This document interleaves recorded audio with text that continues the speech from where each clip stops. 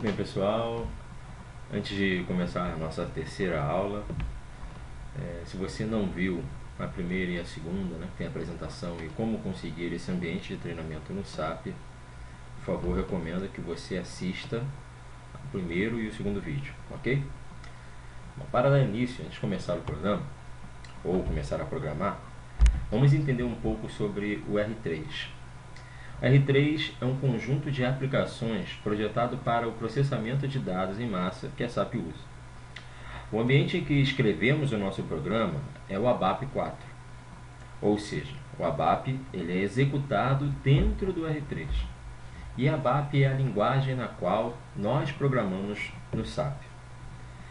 Essa aula conceitual que eu estou passando aqui é importante que nós saibamos alguns detalhes, se é que queiramos então entrar no mercado de programação da SAP.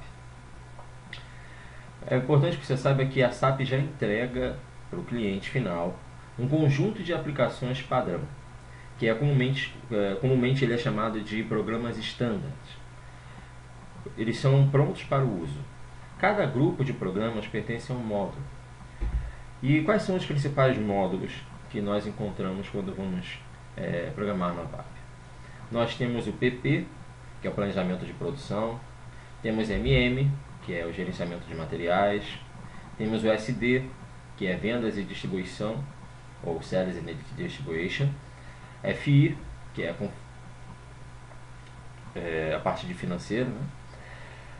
A controladoria, que é o CO, o AM, que é o gerenciamento de ativos fixos, PS, que é o sistema de projetos, o Workflow, que é o WF, as soluções de indústrias, que é IS, e tem o HR, que é recursos humanos, PM, manutenção de interações, e QM, que é o gerenciamento de qualidade, dentre outros, né, mais que a SAP também disponibiliza e vão surgindo aí cada vez mais.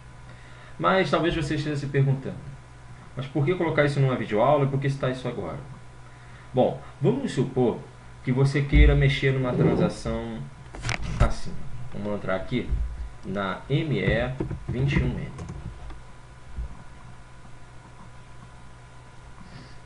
Ela cria aqui uns pedidos de materiais, entre outras coisas. À primeira vista, você não vai entender nada. Existe um funcionário chamado funcional que vai te explicar ali como criar documentos e tal e ver a solução proposta. Mas você não concorda que se alguém te pedisse para alterar esse programa aqui, valeria a pena ter o mínimo de noção do módulo em que ele funciona e quais são as principais funcionalidades dessa transação específica?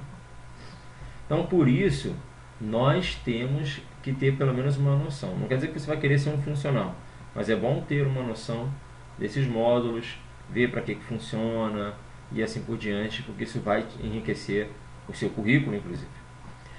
Mas se a SAP entrega produtos prontos assim, transações prontas assim, para que precisa-se então de programadores? Bom, vamos supor que a pessoa quisesse aqui, por exemplo, que quando determinado tipo de item fosse gerado aqui nessa transação, não fosse permitido aqui a opção gravar, por exemplo. Viesse uma outra mensagem, você teria aí a obrigação de, por exemplo, saber mexer na transação, e aí depois você vai poder entrar no código-fonte. Vamos falar de outros exemplos, como BADs e EXITs, tá? Que são outras coisas que você vai entender mais à frente, mas para poder alterar esse programa também. Então vamos dar uma visão geral do nosso ambiente lá no início. Tá? Normalmente, o nosso ambiente em que nós vamos desenvolver nosso programa se chama Workbench, e é aqui que nós vamos acessar as principais transações. Primeiramente, para você acessar uma transação, como eu fiz, você vai clicar aqui, nessa janelinha aqui, e vai escrever uma transação qualquer. Vamos supor aqui uma transação de consulta à tabela ASE 16. Vá se habituando que no SAP tudo é feito através de transações e mais transações e transações. A maioria das coisas é feita assim. E Aqui nós vamos dizer uma tabela, por exemplo, vamos digitar aqui a tabela MARA, tabela de materiais, certo? Como eu disse antes, o SAP já traz uma série de ferramentas já prontas para o uso. Por exemplo, aqui nós já viemos para uma tela, quando eu dei Enter, né? Aquela tela anterior, vou voltar para que você possa ver, ó. Digitei MARA e apertei Enter. Ele já veio aqui por uma busca. Eu posso buscar pelo campo MATNR, nessa tabela, a tabela MARA, que é o número do material, e ele vai trazer para mim todos os materiais que tem aquele número. Eu posso vir aqui em Hernan, se eu não me engano, é o nome do usuário, né? No meu caso aqui, seria o usuário que eu usei para logar aqui na Consolute. E aí ele traria todos os materiais criados por mim, né? Está vinculado ao meu usuário. E assim por diante. Mas vamos supor que nós quiséssemos fazer então uma melhoria. MATNR nem todo mundo sabe o que é, Hernan também não. Vamos supor que você quisesse editar esse programa para alguém que não tivesse o menor conceito do que possui uma tabela MARA. Você pode editar essa transação, fazer uma tela nova e assim por diante. Tá? Esse aqui é só um exemplo. Bom, vamos falar depois, mais para frente, dessas transações, de como navegar nela. Bom, aqui você pode ir numa parte muito importante das opções, quando você estiver codificando, eu vou ensinar aqui, é a transação SE80. Anota aí no seu caderninho, na nossa aula aí. A transação SE80 ela tem acesso a vários tipos de transações, todas compactadas numa transação só. Se você der uma olhada aqui, clicando aqui, ó, nesse primeiro campinho, você vê que você pode acessar programas, grupos de funções, módulos de funções, classes, serviços de internet, objetos locais, objetos inativos. Vamos aqui na opção programa.